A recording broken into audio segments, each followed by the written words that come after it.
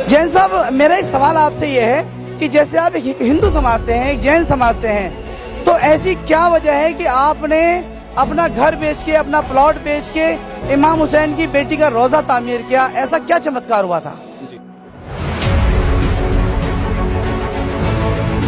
जैन साहब, कोई चमत्कार आप इमाम हुसैन के बारे में कैसे पता चला? आप इमाम हुसैन को कैसे जाने आप? नमस्कार, आज हम आए हैं हिंडन में, और हिंडन गाजियाबाद के अंदर एक ऐसी जगह है जहां यहाँ शिया समुदाय के लोग पूरी रात अपनी एक तपस्या करते हैं एक तरह से, और यहाँ शब्बदारी करते हैं। आज हम एक ऐसे शख्स के साथ हैं, ये एक हिंदू समाज से हैं, जैन समाज से हैं, और इनके बारे में इतना कहना काफ़ी होगा कि इमाम हुसैन के इतने चाहने वाले हैं कि इन्होंने इमाम हुसैन की याद में अपना मकान बेच दिया, अपना घर बेच दिया, और घर बेच करके इमाम हुसैन की बेटी का रोज़ा बनाया, और वहाँ पर एक बहुत बड़ा प्रोग्राम किया, मजलिस मातम, बहुत अच्छा प्रोग्राम किया इन्होंने, और पूरे हिंदुस्तान से अच्छे अच्छे लोगों को बुलाया, हर समाज के लोगों को बुलाया, हर धर्म के लोगों को बुलाया, क्योंकि इनका कहना है कि इमाम हुसैन अलैहिस्सलाम किसी एक धर्म, एक मजहब की प्रॉपर्टी नहीं है, एक धर्म, एक प्रॉपर्टी मजहब की जागीर नहीं है। तो जैन साहब से हम एक दो सवाल करना चाहते हैं।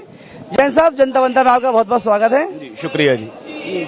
जैन साहब, मेरा एक सवाल आपसे ये है कि जैसे आप एक हिंदू समाज से हैं, एक जैन समाज से हैं, तो ऐसी क्या वजह है कि आपने अपना घर बेच के, अपना प्लॉट बेच के इमाम हुसैन की बेटी का रोजा तामीर किया? ऐसा क्या चमत्कार हुआ था? जी, देखिए, पहली बात तो ये कि जो मुल्ला हुसैन को एक बहुत छोटा कह दिया जाता है इस्लाम के बारे में कह के, वो खाली इस्लाम के नहीं है, वो कुल कायनात के हैं। मैंने एक बार पहले भी ये बात कही थी कि वो शायद अगर 18,000 आलम है और कहीं भी अगर इंसानियत के कोई देवता हैं तो वो सिर्फ मौला हुसैन है।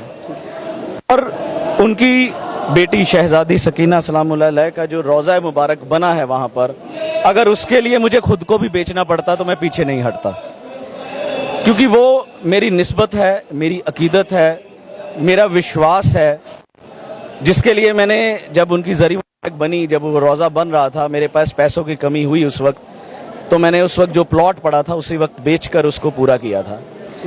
और अगर उनकी इस सब्र की जो देवी हैं वो शहजादी, अगर हम उनके उस मंदिर को वहाँ नहीं बनाते तो उनका जो इतना बड़ा मैसेज है वो उस दुनिया तक कैसे पहुँच सकता, जो वहाँ लोग उनको नहीं जान रहे थे। तो इसलिए हम लोगों ने इस काम को अंजाम दिया। तो जैन साहब ने बताया कि ये जो है इनकी मोहब्बत, इनकी अकीदत की वजह थी कि जो इन्होंने अपना घर, अपनी ज़मीन बेच के बनाया। जैन साहब, कोई चमत्कार आप इमाम हुसैन के बारे में कैसे पता चला? आप इमाम हुसैन को कैसे जाने आप?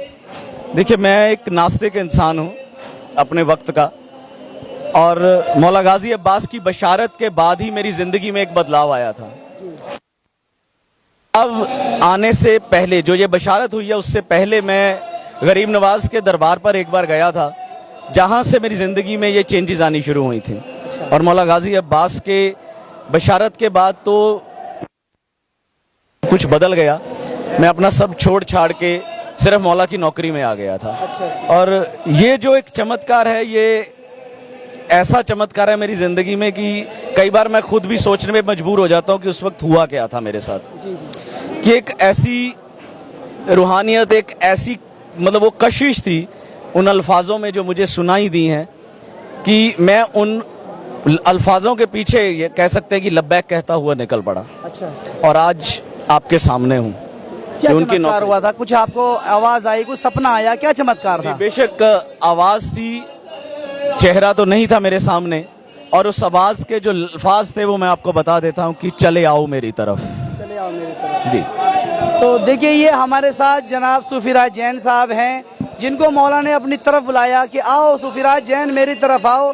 क्योंकि देखिए, मैं अक्सर ये कहता हूँ कि ये एक मुसलमान होने के लिए कलमा पढ़ने की ज़रूरत है, लेकिन एक हुसैनी होने के लिए, इमाम हुसैन का चाहने वाला होने के लिए कलमा पढ़ने की भी ज़रूरत नहीं है। सिर्फ एक इंसान होना ज़रूरी है, एक हुसैनी होने के लिए इंसान होना ज़रूरी है। तो सूफीराज जैन साहब का बहुत बहुत शुक्रिया, आपने इतना कीमती वक्त दिया अपना। बहुत शुक्रिया जी, बहुत शुक्रिया।